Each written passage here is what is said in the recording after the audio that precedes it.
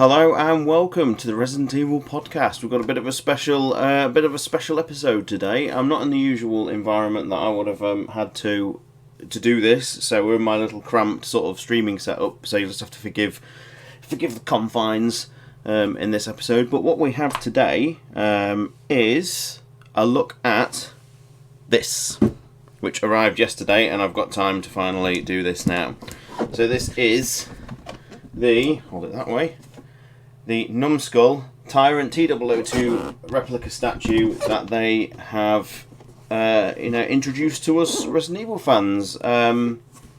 Numskull earlier in the year announced that they were doing a series of Resident Evil statues, and what makes these quite appealing is if you're used to collectibles being things like the Hot Toys things and things like that, where they're about £300.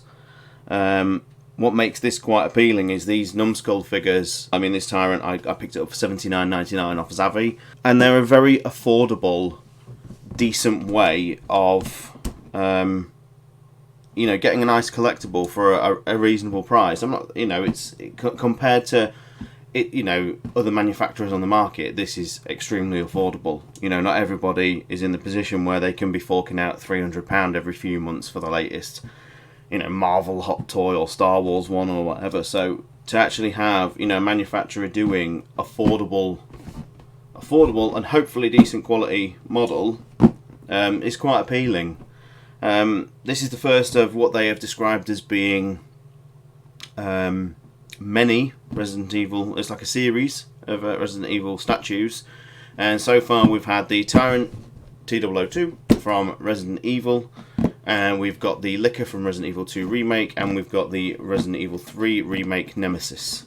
So this particularly appealed to me because it's still very much in the OG lore, and anyone who knows me from the podcast knows I pretty much favour the originals over the remakes. So as hopefully well produced as these statues are, I'm probably going to skip the Licker and the Nemesis at this point, because I'm not, and I've gone on record many times as not being the biggest fan of those redesigns. But if they are absolutely your thing, then hopefully once we've opened this, it's going to be interesting to say. I just want to point out that this was bought by myself. We've not been sent this to review or anything like that. This is out my own pocket, and like I say, it was $79.99 on Zavvi, and it arrived yesterday. And the seals are, I don't know whether you can see, but the seals are still intact. This has not been opened before.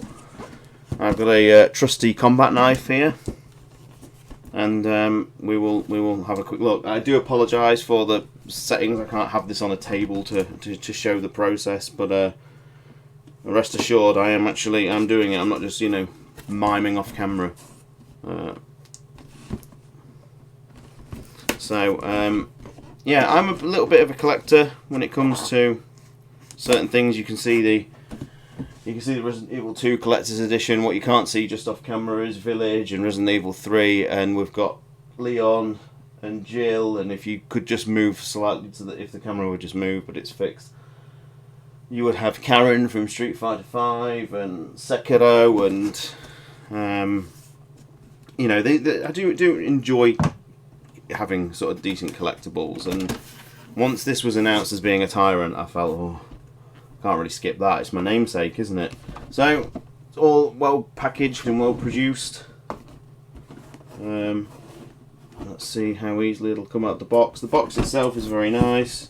That shows the Tyrant from different angles. What's quite interesting, so obviously we've got the Tyrant from the OG, and it can double up as the one from the remake as well. But the cityscape here, which you can't see because of the reflection, but the cityscape is actually from the remakes. So we've got a nice little hybrid art here. I wonder how people feel about that. Should it really have been a picture of the Arclay Labs or the Spencer Mansion? Probably.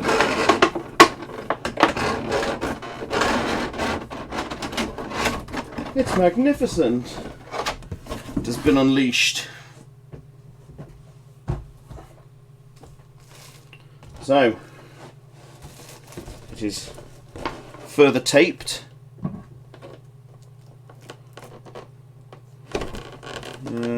I'm not very good at unboxing videos. I've only done, I think I've done just the one before. I did the Resident Evil 2 remake collector's edition. That was fun, but I mean that video now is 3.5 years old. Doesn't the time fly? I just you know, I remember all those years dreading the arrival of the Resident Evil 2 remake, you know, and then obviously it got announced in you know, 2015 that they were actually doing it, and it's like we're 3 years on past its release now. I can't, you know, I sometimes sit and struggle to believe that, you know, Village has been out a year. It's ridiculous. It's taken a long time for that DLC to come along, hasn't it? This is looking pretty decent, guys. I won't lie, from what I can see through the old packaging. One more, and then we're in.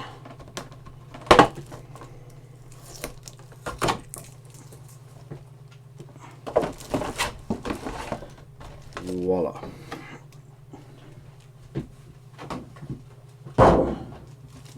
Okay, so what we've got is a figurine that is similar in style to these behind me. It's got a very large base. Gosh, loud bang. It's got a large base, sort of in keeping. This is very nice.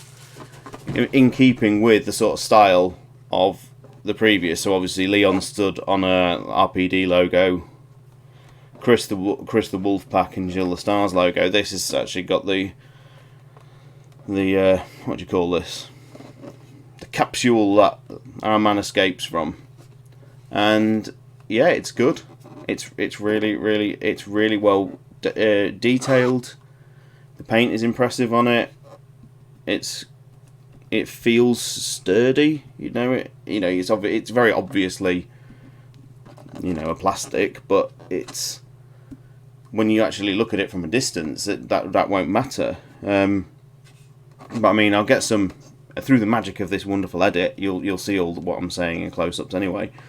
But this is decent, I must say. On the bottom we've got official licensed product from Numskull.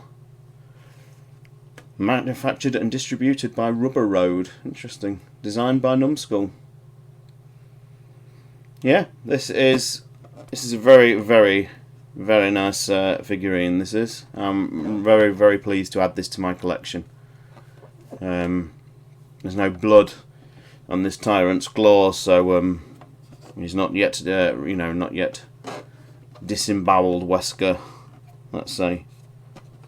So yeah, it's, for the price, I would say it's very good. It's comparable with, it's easily, to be honest, comparable with the collector's edition statues you see behind me, and they obviously came bundled in a £200 plus, you know, collector's edition, just there, and they're decent enough statues, but the fact that they come with such a hefty price tag, I mean, I know there's the game and there's all the additional collectibles, but they're still on the top end of collector's edition prices, I think. Particularly like the Resident Evil 3 one, which didn't have much in the way of additional extras and things like that. At least the Resident Evil 2 pack you see behind me has the replica keys and things like that. I do wonder how much those statues would retail at if they were, and I'm not talking about the knockoffs, I'm talking about like the official ones you see behind me, like if they were released on market, what sort of price they would command.